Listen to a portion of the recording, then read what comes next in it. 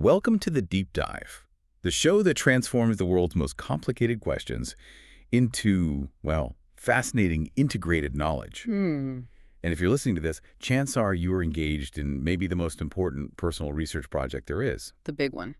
The big one, the cosmic question.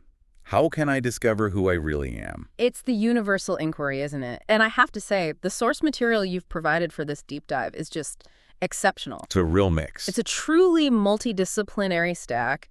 It really forces us to just abandon all the easy answers. We're moving across clinical neuroscience, the profound depths of existential philosophy, trauma theory, and the incredible richness of indigenous wisdom, specifically the Yoruba concept of Ori. Okay, so let's unpack this because I think we've all been raised on this one core idea about identity. It's like a treasure map, right? Right. We think there's this singular, stable, kind of golden essence buried deep down. And our job is just to dig through life until we finally, unearth it. The Great Excavation Project. Exactly. But what do these expert sources immediately tell us about that whole fixed essence idea? They tell us it's fundamentally misleading, that identity is not a static object just waiting to be discovered. That perception it sends you down the wrong path from the very beginning. Okay, so what's the right path?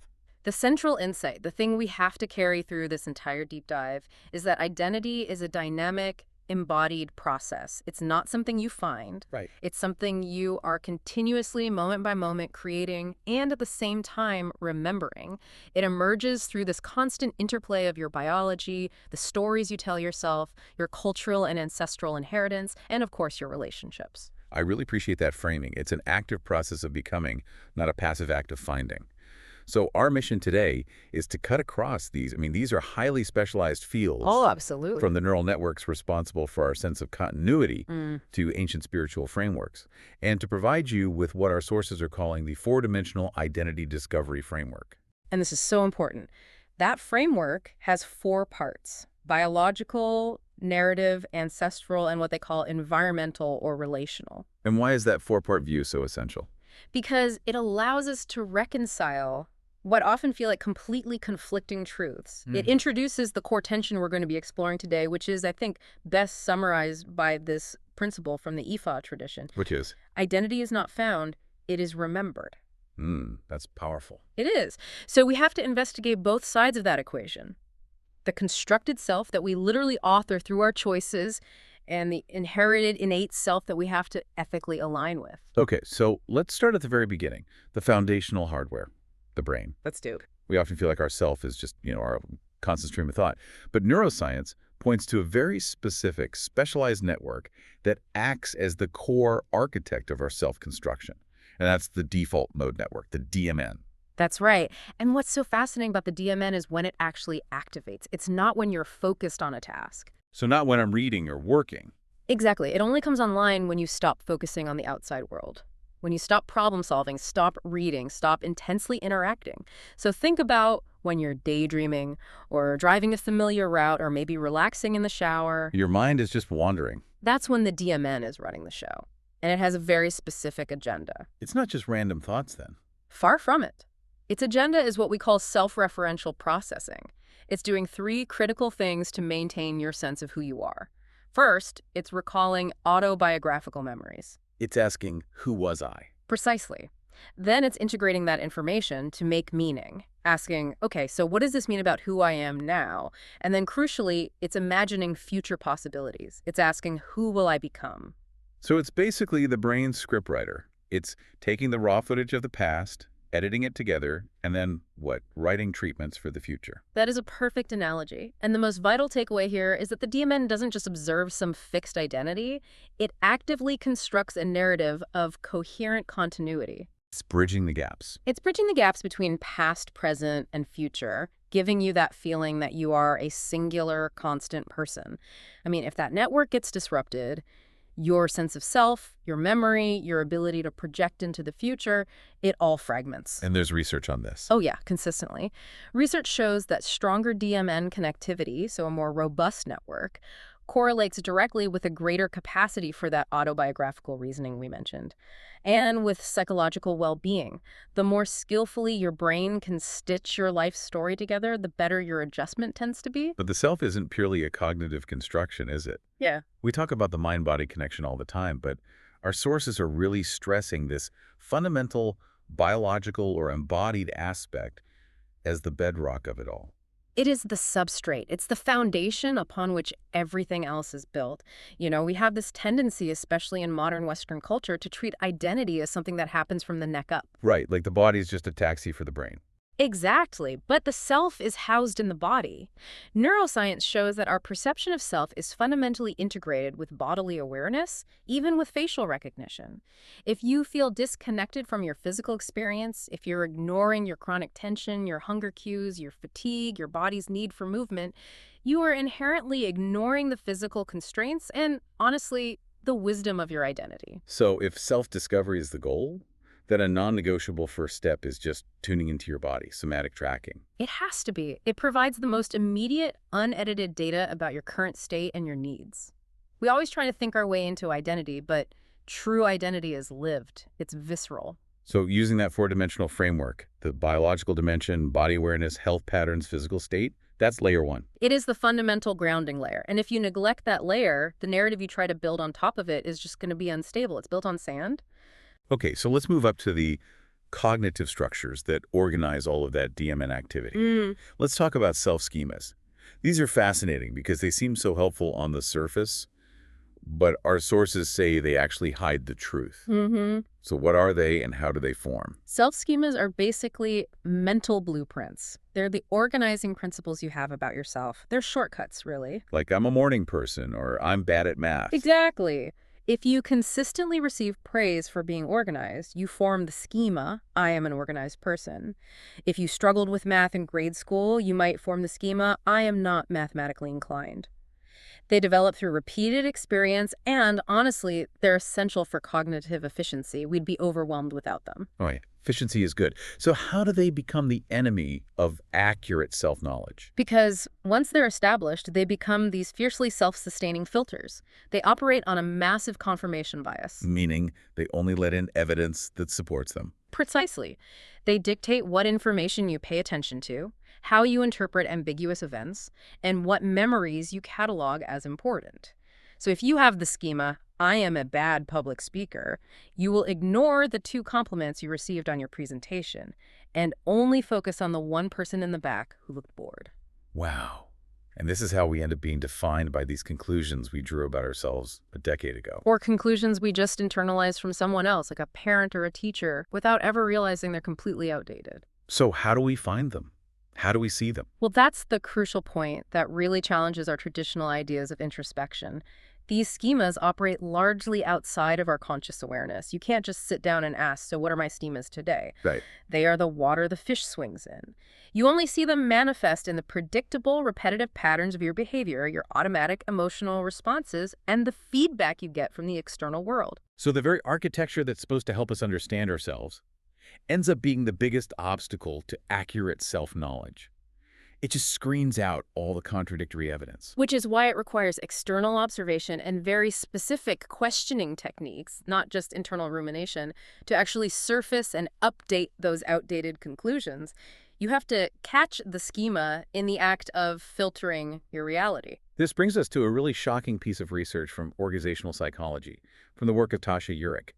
She found that even though something like 90% of people believe they're self-aware, the data says only 10 to 15% actually are. That is a massive gap.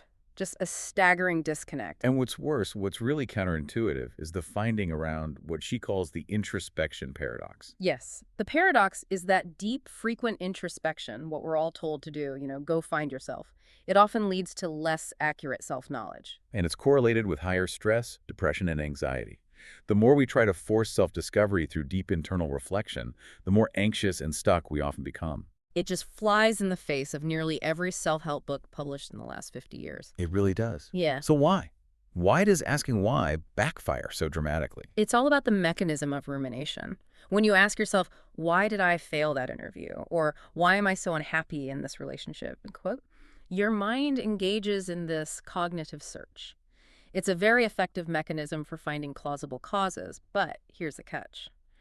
Once it lands on an answer, any answer, that feels right, the search stops. Even if that answer is just the easiest, most available, or maybe the most self-limiting story. Precisely. You stop the search the moment you invent a convincing narrative of causation. You think you're discovering the true underlying drivers of your behavior, but you're not. You're just confirming those pre-existing invisible self-schemas that are already running the show. So you construct a plausible but self-limiting story that just keeps you trapped in a loop.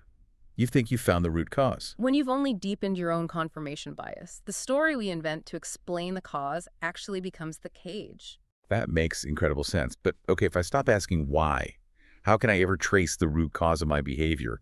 Aren't we just, treating symptoms at that point? That's a fair challenge, and it's where the most actionable insight of this deep dive comes in. We're not saying stop all reflection. We're saying change the focus of the reflection. Okay. The solution is actually quite simple.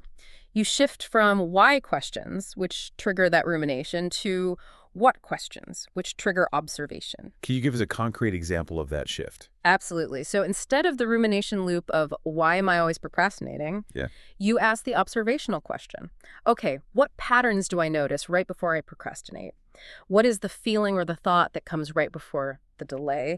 Or what small conditions allow me to actually start a difficult task? What specific tasks did I complete easily last week? Wow, that redirects your energy entirely.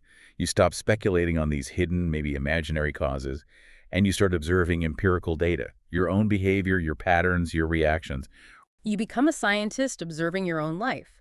You move from being an archaeologist digging for a hidden past to being a field researcher documenting the present. I love that. And that transition is absolutely crucial for self-discovery because it grounds your identity in what you can actually observe in your actions, and it opens the door to actionable change. It allows you to update those limiting self-schemas with new data points. Okay, so if the DMN is the scriptwriter using the body as its stage, the output of that whole process is the story. Let's dive into narrative identity, which is so central to our sense of coherence and meaning. Yes, so your narrative identity is your internalized, evolving life story. It's the coherent account that stitches together all your past experiences, your current roles, and your future goals into an intelligible whole. And it's crucial because the story doesn't just describe your life. Right, the story is the framework through which you experience your life. And unlike a textbook, this story is constantly being edited. It's revised, it's reinterpreted as we get older, and our context changes. Absolutely. I mean, think about how you explain your adolescence now versus how you might have described it when you were 20. Oh, completely different. The facts didn't change, but the meaning you attach to them, the narrative, has shifted profoundly.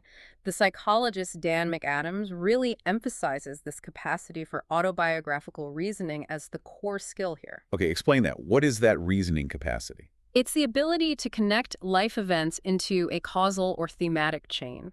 So, for example, if you face a huge setback today, someone with strong autobiographical reasoning doesn't just see failure. They can look back and say, this challenge connects directly to the resilience I developed during that really rough period in college, and that experience is what shaped my value of persistence. So they find meaning and coherence. They're connecting current challenges to past growth. Yes, and that seems absolutely vital for psychological well-being. It transforms potential trauma into testimony. It does. Strong autobiographical reasoning correlates directly with better psychological adjustment, a higher purpose in life, and a more coherent sense of identity. You're just less likely to be tossed around by circumstance because you understand where that circumstance fits into your larger plot line. And within that larger plot, we all have these specific high-definition moments. The self-defining memories. These are the flashbulb events. Exactly. Usually moments of strong emotion or significant turning points. The memory of moving to a new city all by yourself, the moment you chose a career path that diverged from what your family expected, or maybe a profound moment of failure. And analyzing these is like? It's like reading the liner notes of your self-schema. They crystallize your core values, your fears, your life themes. If you constantly recall a memory of standing up for an underdog, that points to an intrinsic value of justice. It's all in the data of your own life. We also really need to acknowledge that the script we write isn't universal. The cultural context profoundly shapes which stories are acceptable or even, intelligible. That's such a critical point. The cultural landscape dictates the available narrative arcs. So, for instance, Western narratives often foreground individual agency. The hero's journey. A hero's journey and the theme of redemption, this idea that suffering has to be transformed into positive meaning and growth. But in many Eastern or communal cultures, the dominant narratives might emphasize something completely different. Like what? Like balance, acceptance, interdependence, or continuity with the past. The very definition of a successful life story is inherently cultural.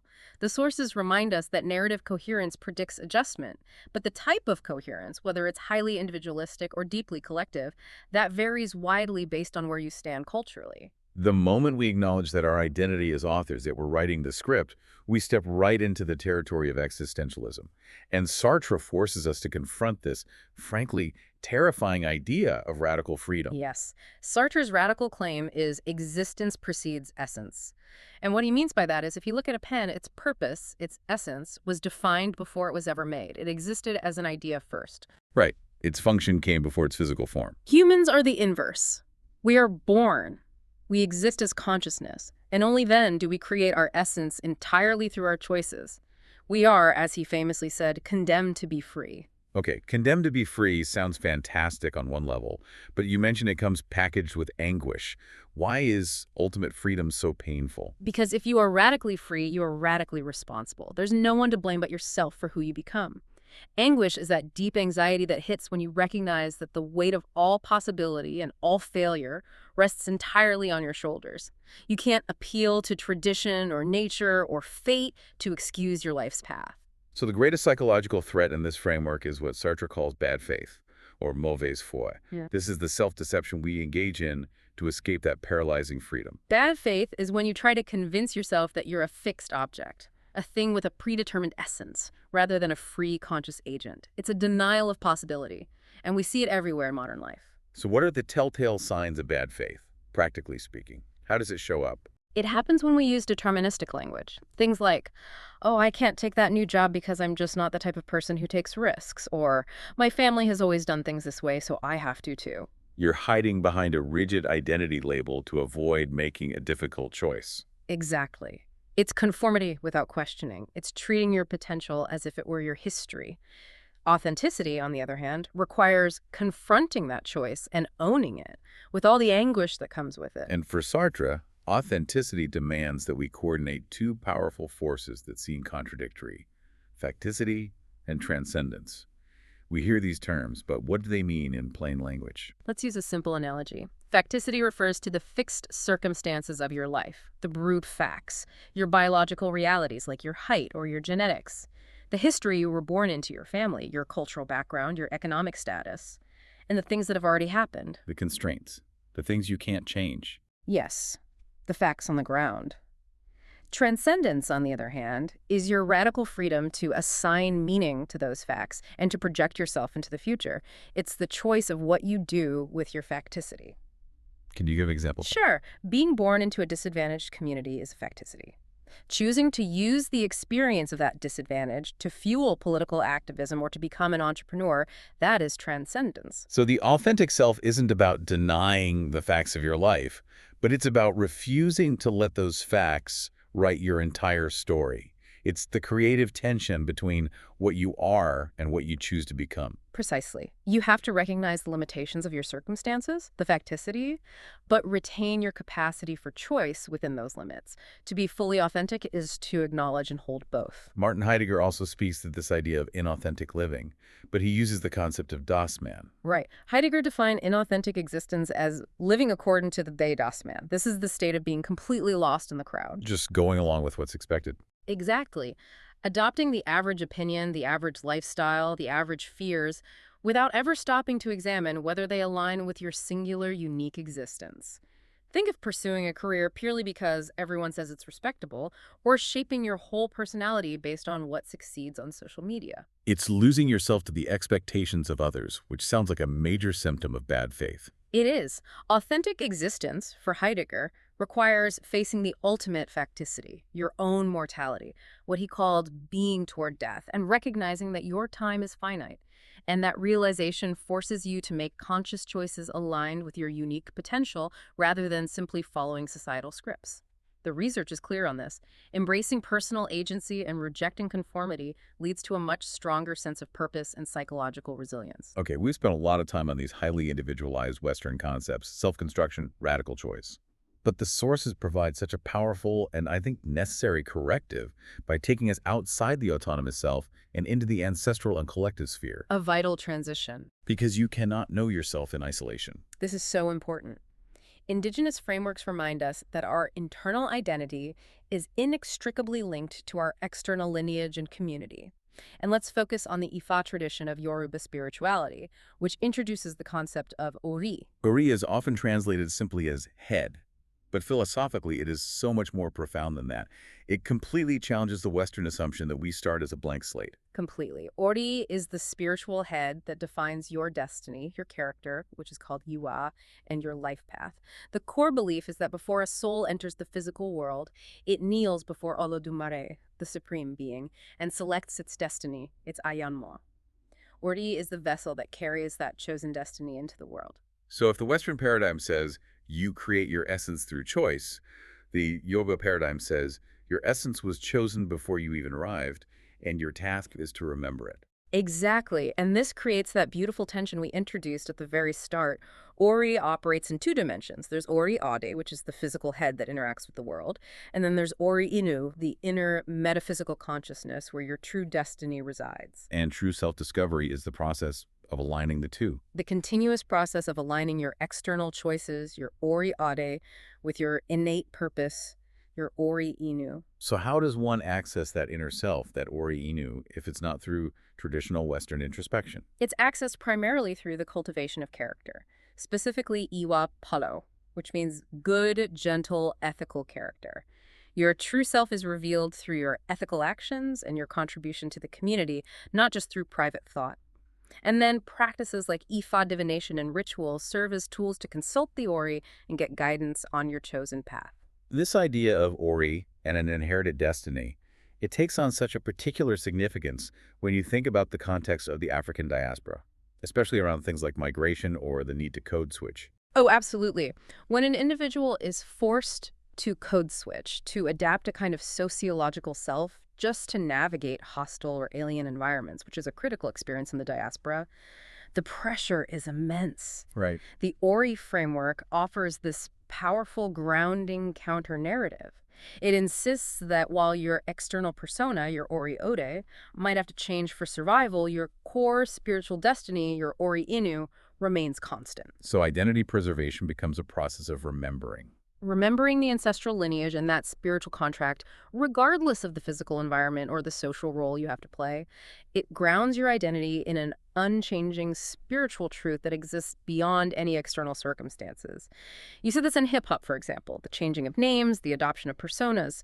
It can be seen as an artist trying to align their public self with a deeper, remembered purpose. That makes the ancestral dimension incredibly powerful as a source of resilience and continuity.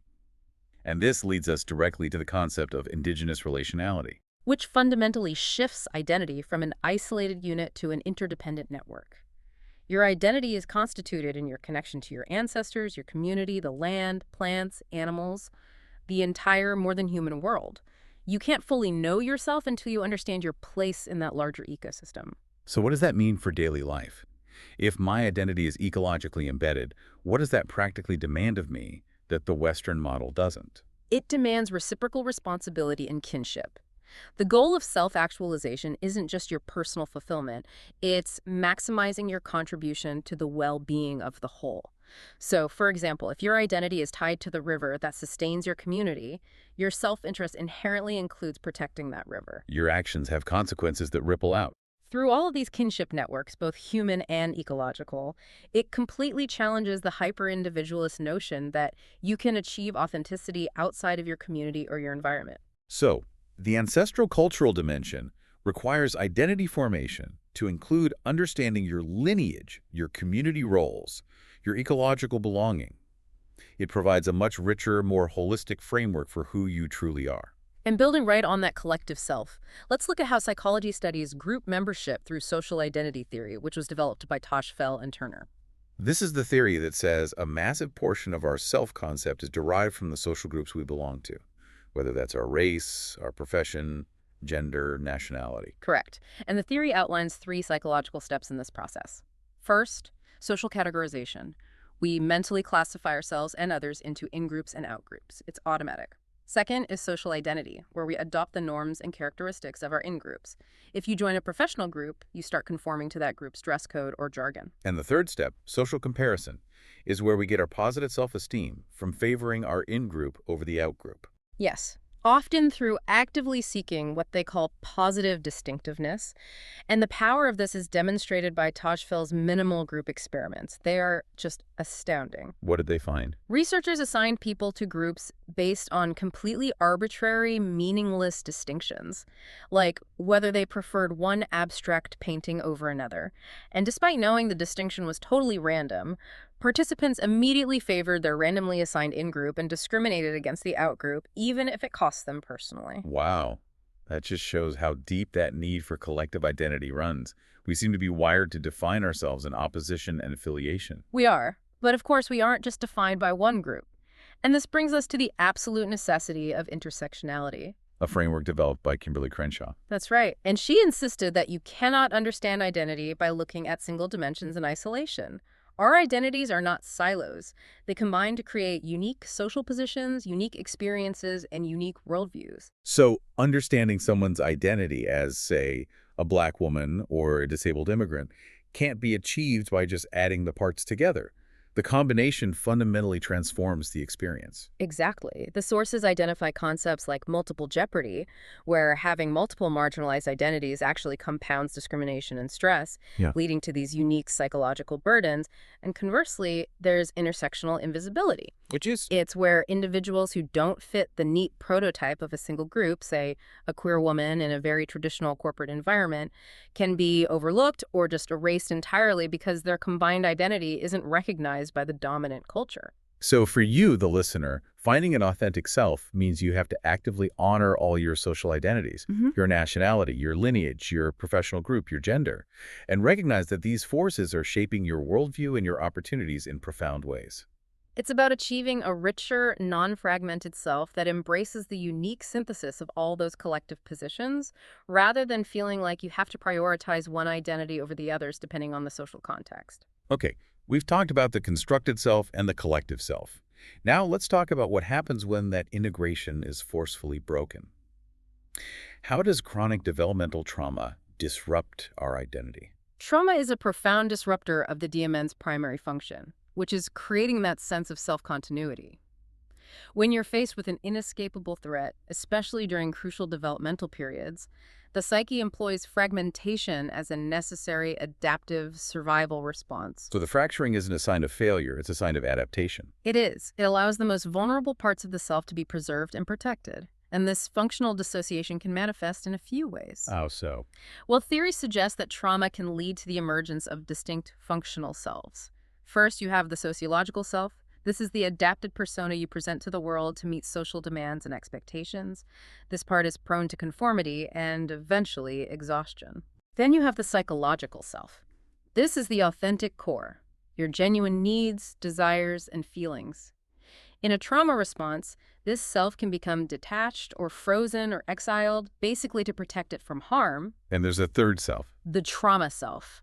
This is the symptomatic presentation, the anxiety, the avoidance, the distress that carries the raw burden of the traumatic memory.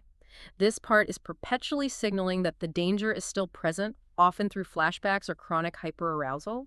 So identity discovery in this context requires bringing these fragmented parts back into relationship with each other. This sounds precisely like the central premise of internal family systems therapy, or IFS. It is. IFS, which was pioneered by Richard Schwartz, is rooted in this deeply compassionate understanding that the mind is naturally comprised of multiple parts of personalities, all of which are trying their best to protect the system. Let's define these categories of parts. Maybe use an analogy to help visualize that internal landscape. Okay, think of it like a community or a family dynamic. At the bottom, you have the most vulnerable members, the exiles. These are like the wounded children. They're the parts carrying the core burdens of shame, pain, fear, and traumatic memories.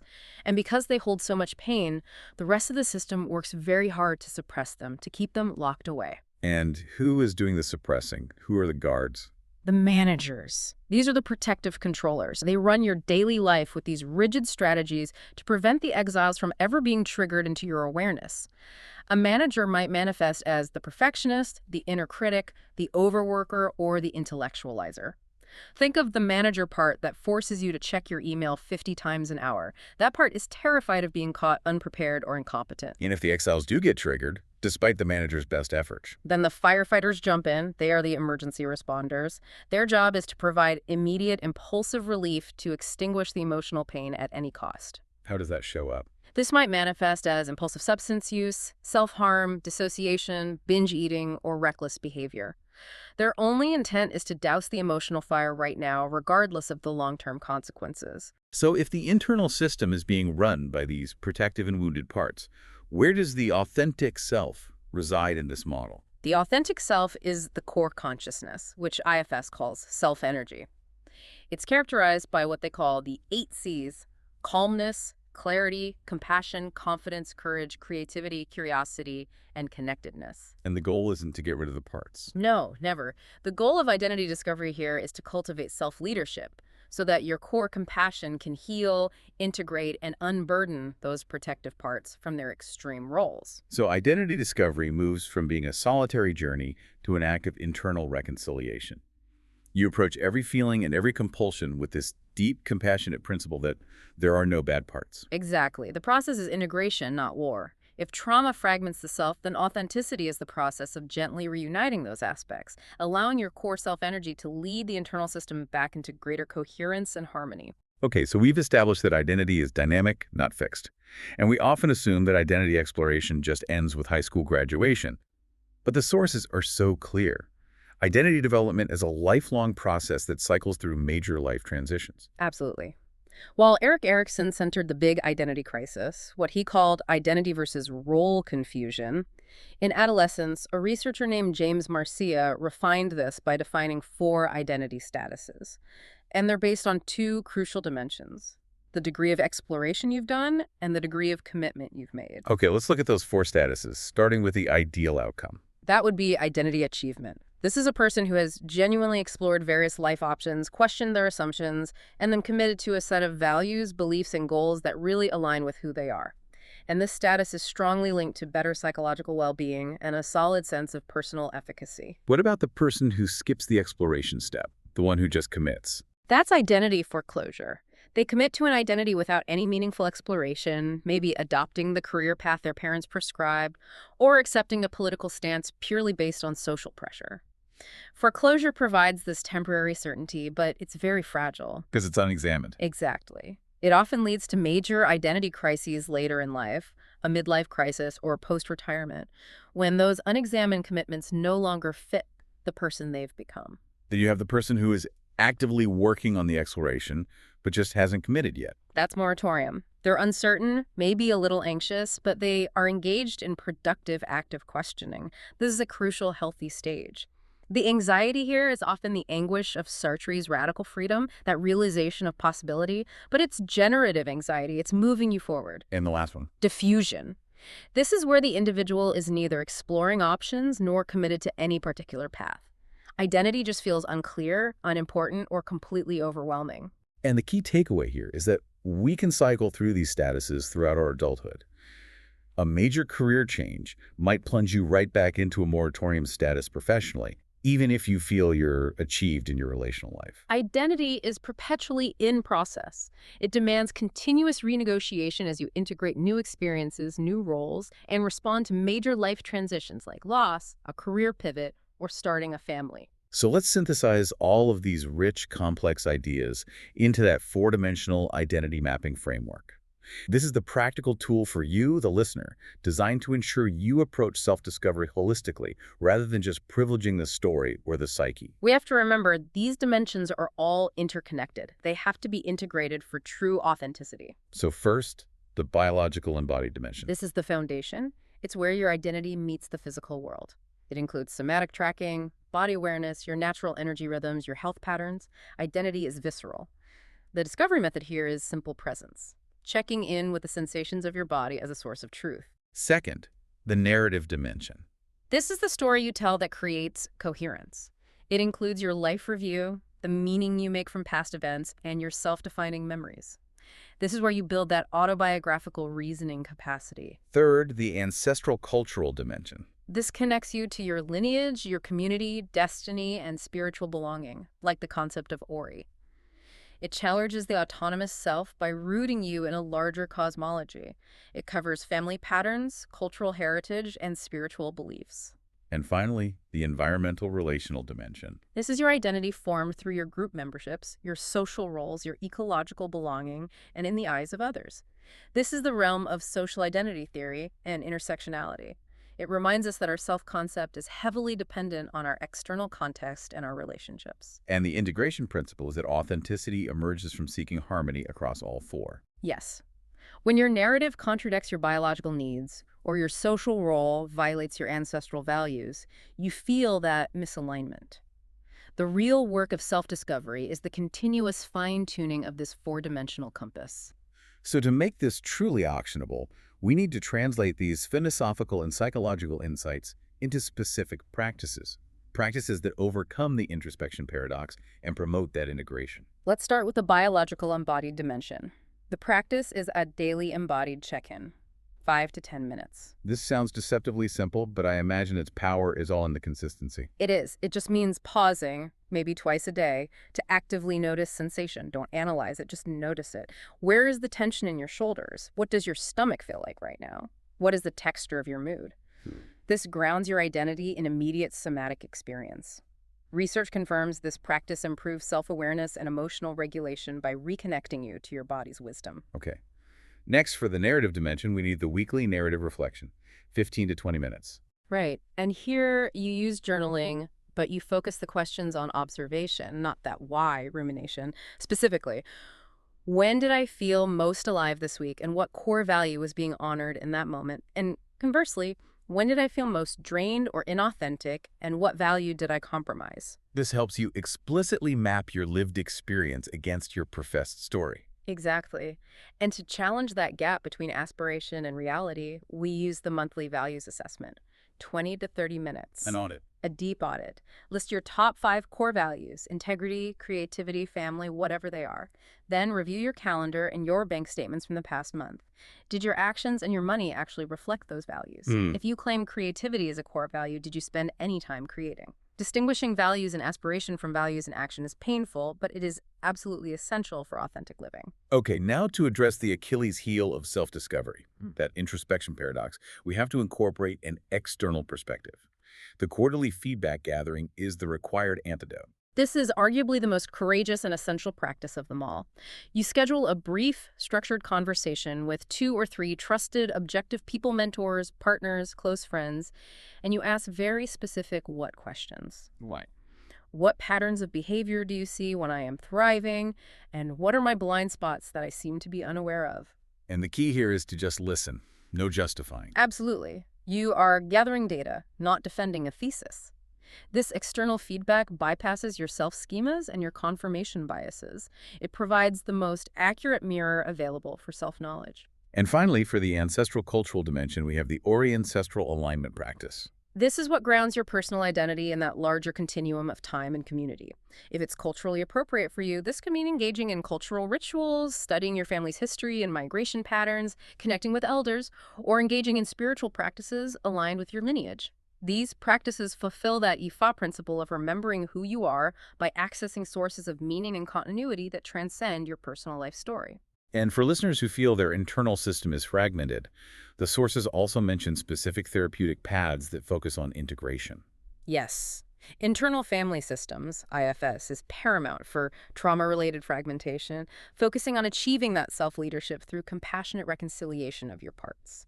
Narrative therapy is also highly effective for helping you consciously reauthor your life stories, externalizing your problems, and emphasizing your moments of strength and resilience. And for those wrestling with that radical freedom and the anxiety of choice, the anguish of existence. Existential therapies and acceptance and commitment therapy, ACT, can help you move past rigid self-concepts and identify values independent of limiting labels. ACT, in particular, teaches you to diffuse from sticky thoughts, including those self-schemas, and commit to actions aligned with what truly matters to you. And finally, somatic or body-centered therapies are vital for integrating the biological dimension, helping to release stored trauma and reconnect the mind to the body as an authentic source of wisdom. This deep dive has shown us that the question of who we are it's so much richer, more complex, and more active than we initially assumed. We started out seeking a fixed essence. But what we found is a dynamic process defined by a profound paradox. We've reached the central paradox of identity. It is simultaneously discovered and created. We must discover the innate tendencies, the genetic framework, the biological needs, and the ancestral wisdom, the remembered self of Oru. But at the same time, we have to take radical responsibility for its construction. The authorship required by Sartre's freedom, the continuous narrative revision, and the conscious choice to act in alignment with our highest values. So authenticity, therefore, is not a destination. It's not a place of perfect knowledge. It is the continuous practice of increasing alignment, ensuring that your actions, your stories, your community roles, and your physical needs all harmonize. It requires honoring your inheritance and taking responsibility for your choices. You are neither a blank slate nor a predetermined robot. You are a process, a continuous becoming that integrates your rootedness with your transformation. The goal isn't to solve the mystery of who you are, but to inhabit it fully. So we leave you with this final thought. Your authentic self waits not at the journey's end, but in each conscious moment you choose to remember your inheritance, integrate your fragmented parts, and bravely create who you truly are.